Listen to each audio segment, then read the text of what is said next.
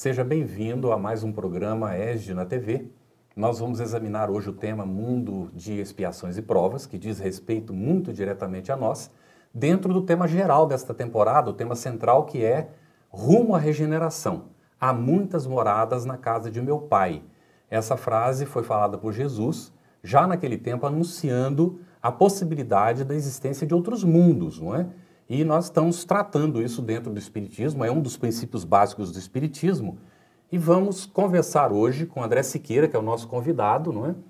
O André, ele é um estudioso do Espiritismo, viaja pelo Brasil fazendo palestras, seminários, tem uma larga experiência, muito dedicado realmente ao estudo do Espiritismo.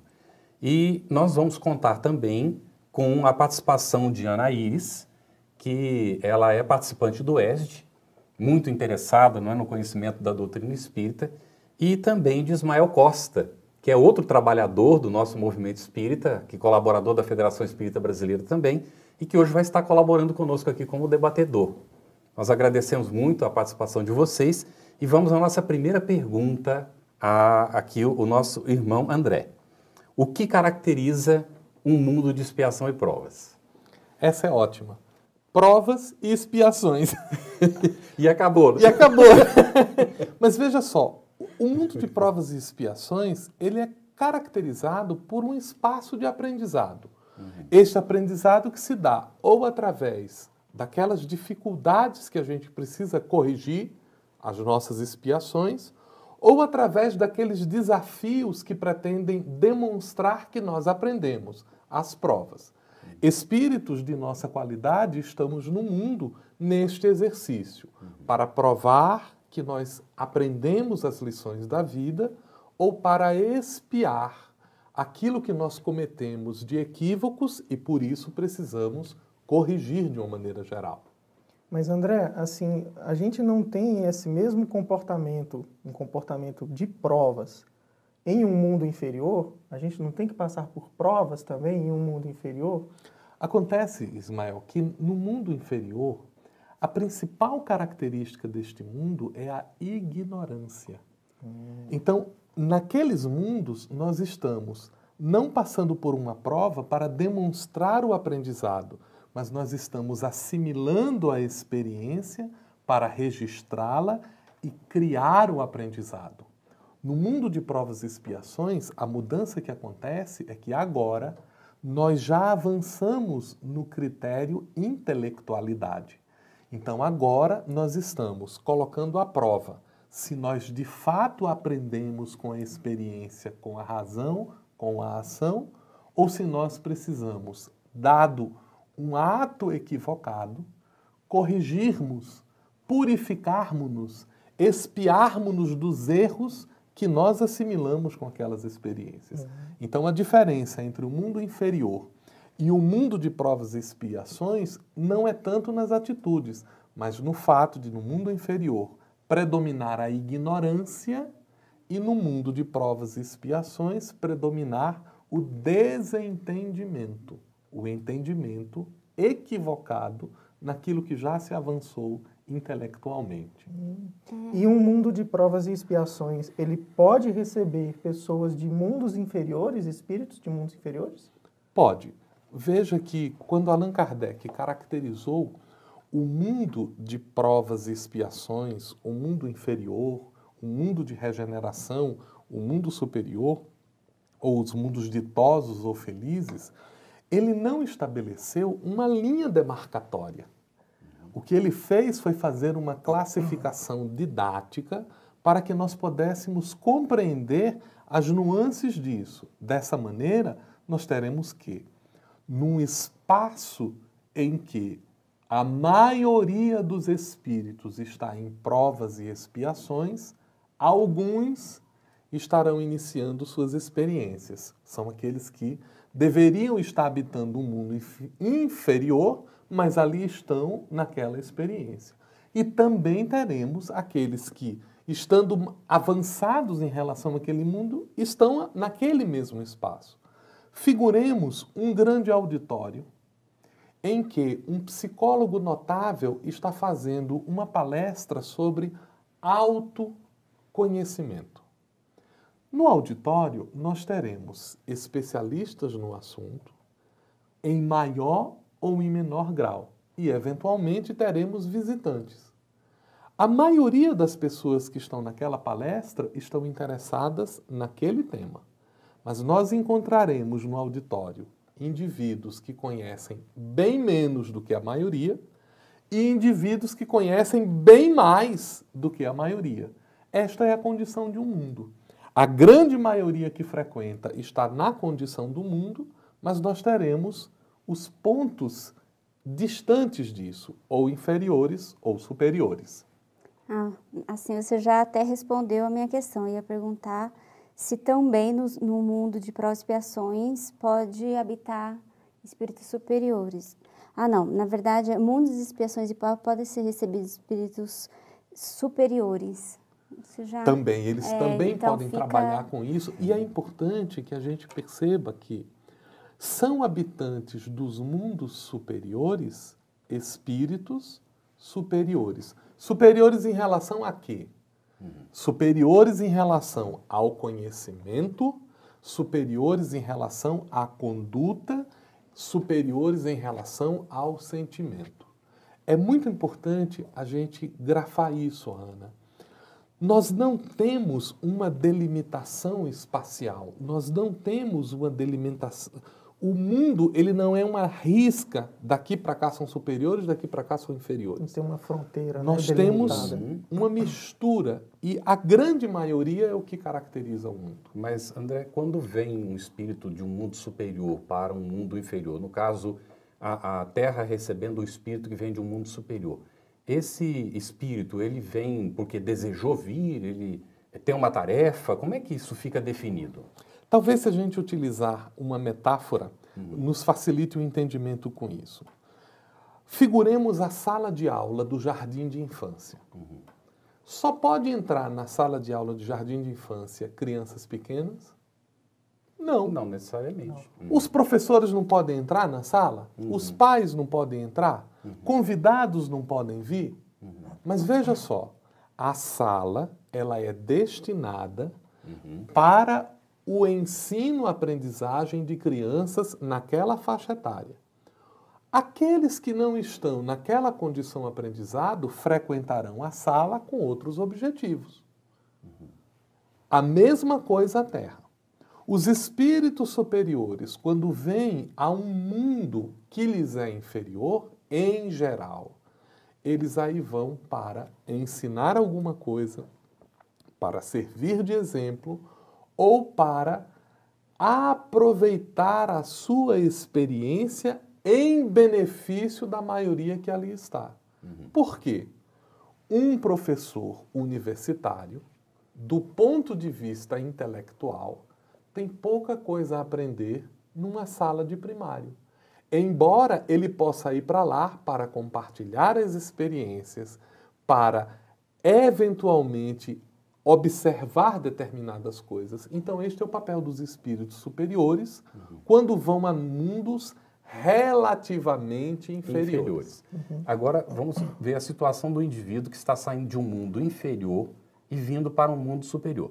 Em princípio, ele não tem o que ensinar, mas ele tem muito para aprender. E aí, nessa situação, ele vem na situação inversa. Como se ele fosse adiantado de turma, né? Que ele fosse adiantado de turma. Perfeitamente. E aí ele tem coisas a observar. Eu me recordo que uma vez eu estava na minha turma da 6ª série e nós estávamos estudando aquelas equações numéricas. E quando eu saí, eu achava muito bacana aquelas equações numéricas, e eu saí da minha turma e entrei na turma que era um ano maior do que a minha. E eu lembro que tinha uma equação no quadro que me deixou estarrecido, porque a equação era assim: A mais B é igual a 3. E eu ficava pensando com aquilo, será que A é 1 e B é 2 e por isso que é 3? Porque não entendia que aquilo representavam incógnitas. Os espíritos, quando passam para as classes superiores, eles precisam desenvolver o sentido, a classe, a categoria do pensamento, a categoria do sentimento. É muito difícil para uma pessoa que não está procurando exercitar a esperança, compreender o sentido da esperança. É muito difícil para uma pessoa que não entende o exercício do perdão compreender o que significa perdoar. É muito difícil para alguém que não está pensando nas sutilezas do mundo tentar discutir qual é a natureza da matéria. Então, cada espírito precisa amadurecer intelectual, emocional e atitudinalmente para que ele possa se situar no mundo em que está. André, em um mundo de provas e expiações, a expiação é obrigatória? A expiação, Ismael, ela representa a nossa necessidade de corrigir um erro que nós cometemos com a nossa experiência ou um erro que nós causamos na experiência do outro. Desta maneira, as provas são os desafios para mostrar que nós aprendemos.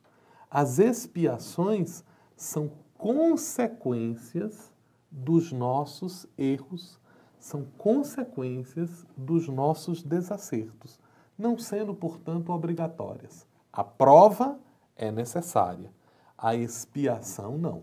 É possível. A expiação é a nossa opção. A expiação é o nosso exercício de livre-arbítrio que causa uma ação que deve nos corrigir no entendimento equivocado. Entendi. Esses assuntos estão todos ligados à questão que nós estamos abordando como fundamental hoje, mundos de expiação e provas. Nós vamos terminar agora o primeiro bloco, voltamos daqui a pouquinho, fique aí.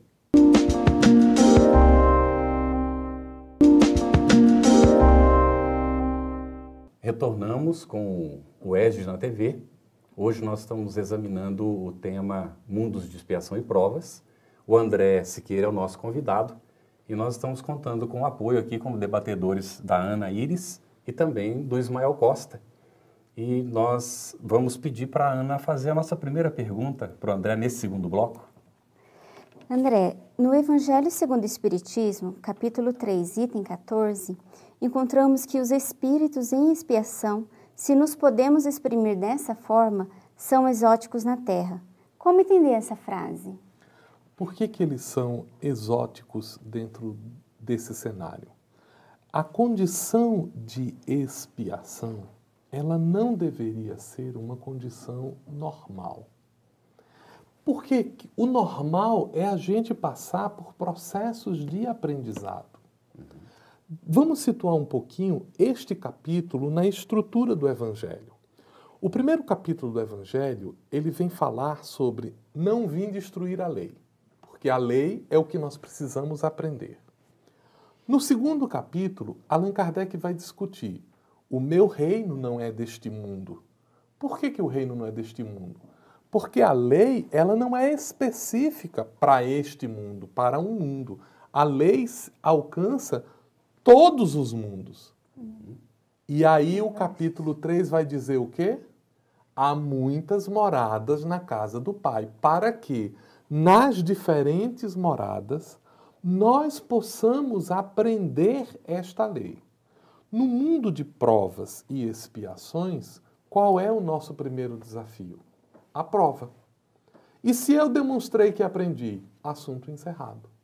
Então, de uma maneira geral, o nosso processo ele deveria ser este. Vamos comparar com a sala de aula. É necessário que a gente compreenda que o papel da sala de aula é ensinar os alunos o conteúdo. Então, se espera que ao fazer a prova, os alunos passem. Isso, que eles saibam, né? Eles saibam daquilo. Então, imagine que se eu chego numa sala de aula que tem 30 alunos, eu digo assim, quantos são repetentes? Quem são os repetentes? São aqueles que estão em expiação. E a sala diz assim, não, aqui só tem repetente. Então, tem alguma coisa errada. Porque o certo em uma sala de aula é você estudar, aprender, passar e seguir adiante. A repetência é uma condição exótica. É uma condição fora do normal. Então, os espíritos estão dizendo isso para a gente. Olha, a condição dos espíritos em expiação é uma condição exótica, porque não era para ser assim. Esta é uma condição que não está na programação divina, não há um determinismo. Carlos, você vai errar e é por isso que você vai espiar. Não há esse determinismo. Ao contrário. Ao contrário, o determinismo é você vai aprender. Agora, você quer, com o seu livre-arbítrio, repetir essa lição? Quero. É a escolha sua. Isso não é a regra.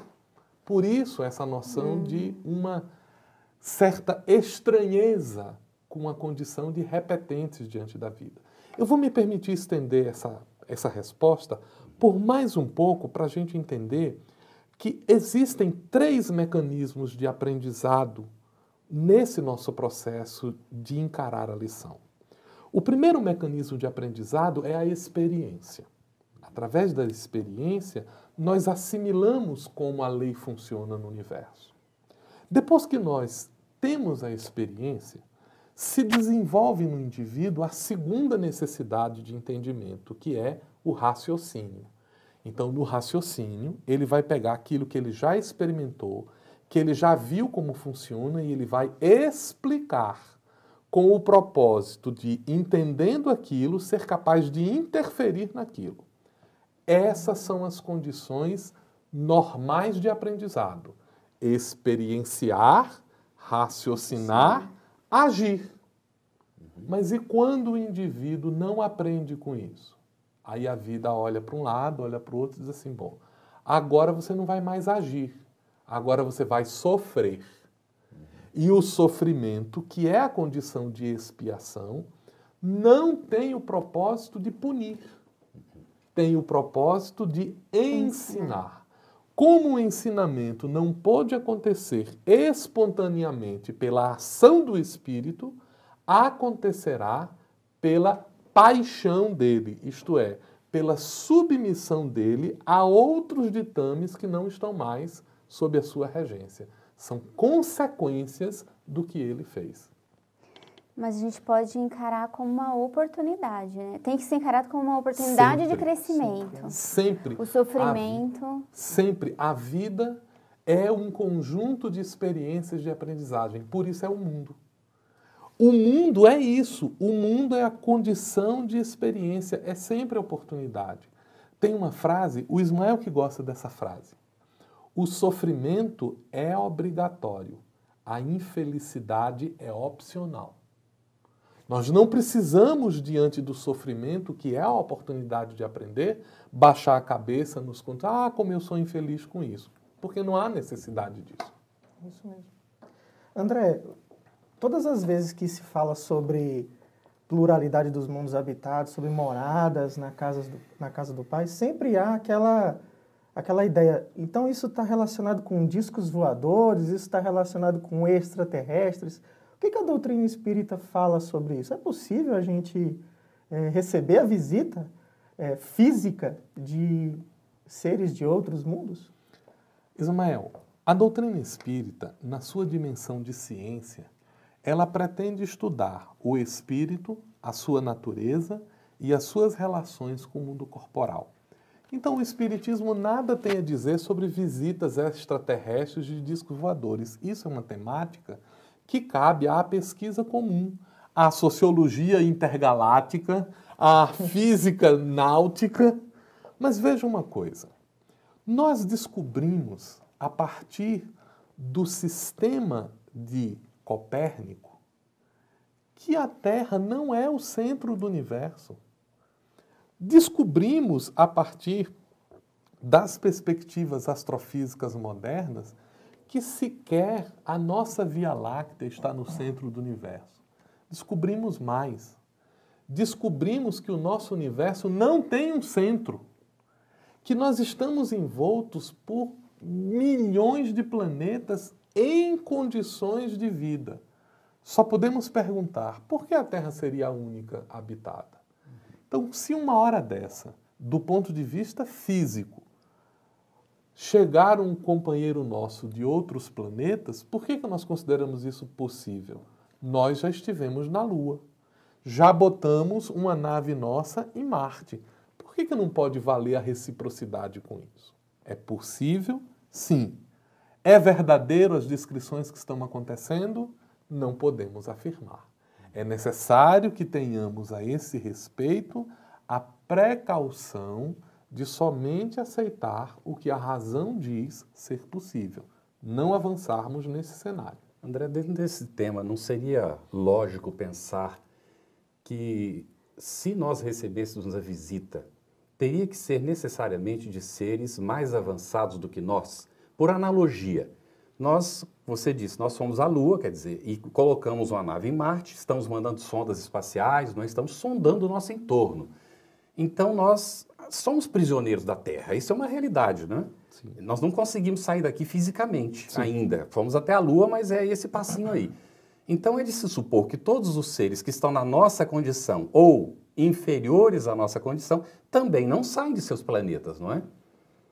Carlos, essa para mim é uma das coisas mais fantásticas na leitura do Espiritismo. Porque o Espiritismo, quando discute a lei do progresso, ele o faz sobre a seguinte perspectiva. O progresso moral, ele é engendrado pelo progresso intelectual. Por quê? Porque ele cria um entendimento do que é o bem e do que é o mal, que não são mais categorias absolutas regidas por legislações escritas, mas pelo entendimento que a gente passa a ter das leis que regem o universo. Isso. Então veja, por exemplo, na atualidade, em que a nossa engenharia genética está avançando sobremaneira, começou a aparecer uma discussão sobre bioética. Por quê? Porque a partir do instante em que os nossos instrumentos de ação, eles começam a nos mostrar a possibilidade de fazer isso, naturalmente nós refletimos sobre se devemos ou não fazer isso. Agora figuremos a seguinte situação. Os nossos antropólogos, na atualidade, quando chegam numa tribo indígena que tem a sua cultura, as suas práticas, a primeira preocupação que eles têm na atualidade é não permitir que a nossa cultura invada o espaço dos outros. Por quê? Porque nós já amadurecemos em relação a uma ética cultural. Se os espíritos, por algum acaso, vão visitar planetas que lhes são inferiores, eles certamente desenvolverão uma discussão sobre uma ética interplanetária, com o cuidado de não interferir no andamento daqueles espíritos que estão em aprendizagem. Da mesma maneira que um estudante universitário não entra na sala da primeira infância, no dia de prova, dizendo assim, pessoal, a resposta da primeira é tal, a resposta da segunda é tal, a resposta da terceira é tal. Porque ele sabe que o outro é que precisa aprender, não ele. É verdade. Bom, então nós não corremos o risco de invasão espacial. Essa pergunta é boa. Essa pergunta é ótima. Eu acredito que os espíritos superiores, como nos ensina Allan Kardec, eles só são superiores porque desenvolveram-se intelectual e moralmente. Então, se nós formos invadidos espacialmente, serão por espíritos que nos oferecerão uma condição de entendimento diferente. Nós terminamos aqui este bloco, voltaremos daqui a pouquinho.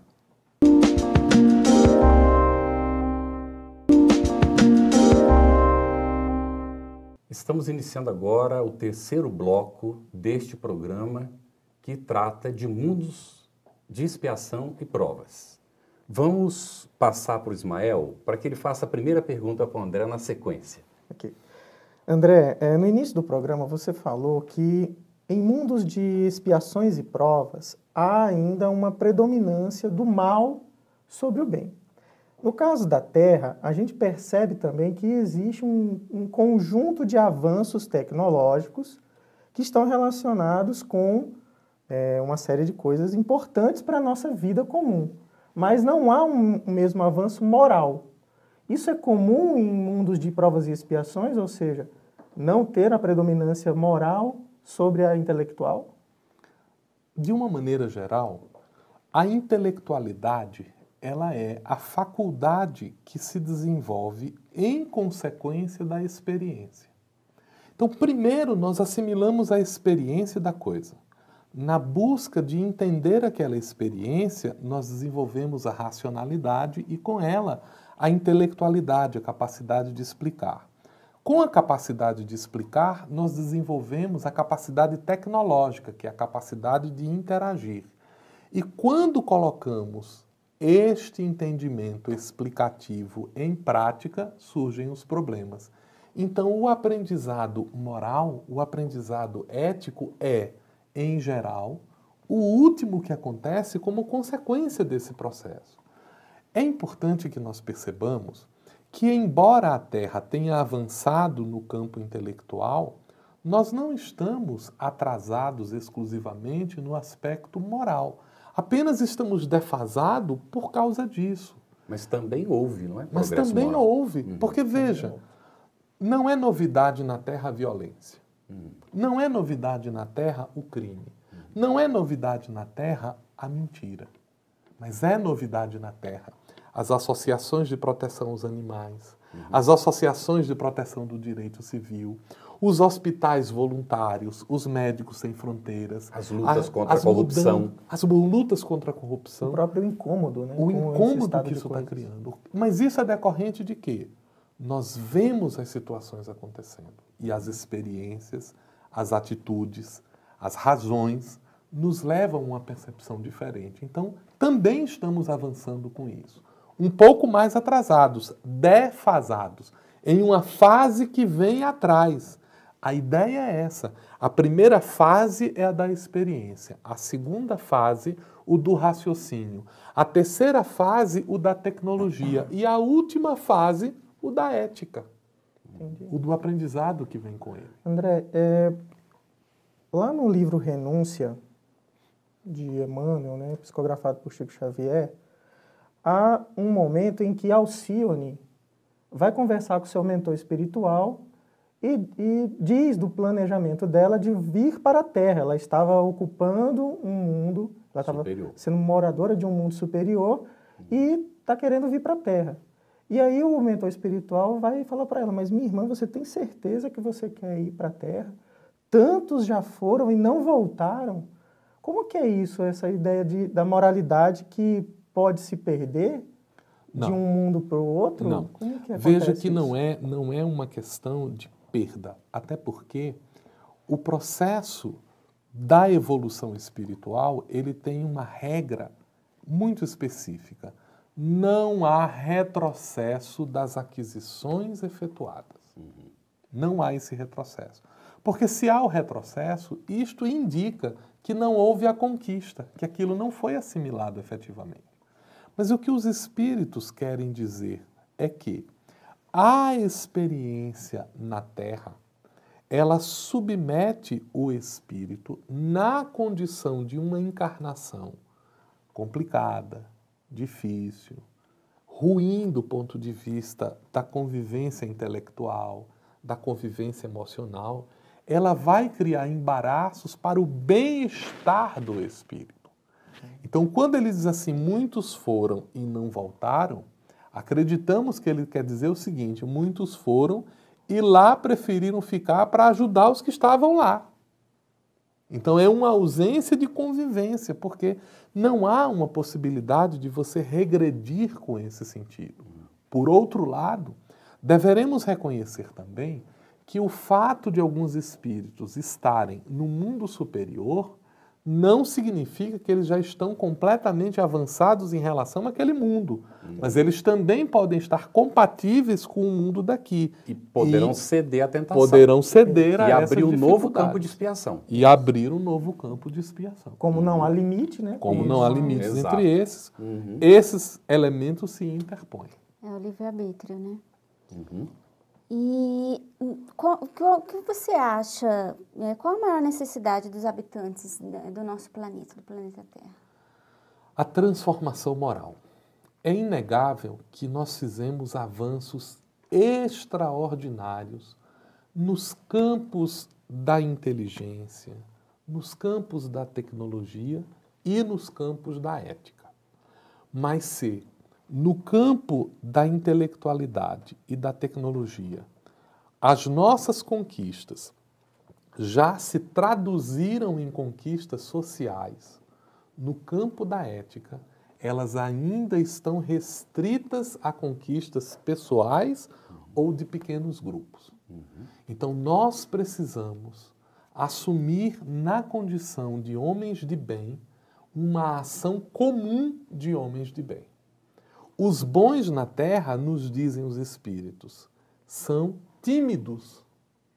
E como aqueles que cometem o mal são ousados, na terra o mal tem predominado.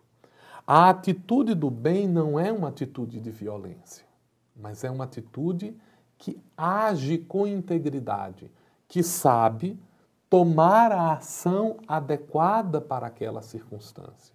E o que nós estamos precisando na Terra é de ação. Estamos cheios de discursos, estamos cheios de ensinamentos, estamos cheios de literatura, estamos repletos de conquistas no âmbito científico, tecnológico, cultural.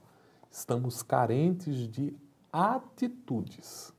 É por isso que quando o indivíduo toma uma atitude, ele muda as suas circunstâncias. Considerando isso, André, e que os valores são fundamentais nesse momento e nesse processo, qual é a contribuição que o Espiritismo pode oferecer para a melhoria do nosso planeta, do nosso mundo? Primeiro, ele nos traz a noção exata de que o mundo material não é o único, mas nos traz o verdadeiro ponto de vista de que nós somos espíritos em processo de aprendizado entre as diferentes oportunidades de encarnação.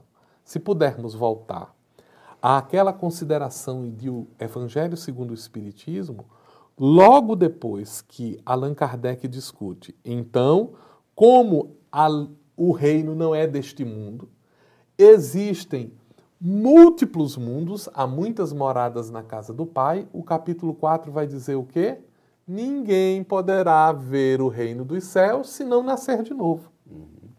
E o Espiritismo, ele nos traz isto como mensagem essencial. Nós somos espíritos. Nós não nascemos. Nós não morremos. Nós passamos pela Terra. O corpo nasce, o corpo morre, mas nós passamos por aqui. Já estivemos aqui antes, voltaremos depois, mas a vida, ela se mantém íntegra. Edmundo Xavier de Barros, num poema em Parnaso de Além-Túmulo, conclui um poema intitulado Vida, dizendo isto: morte, desvenda a terra os planos que descobres.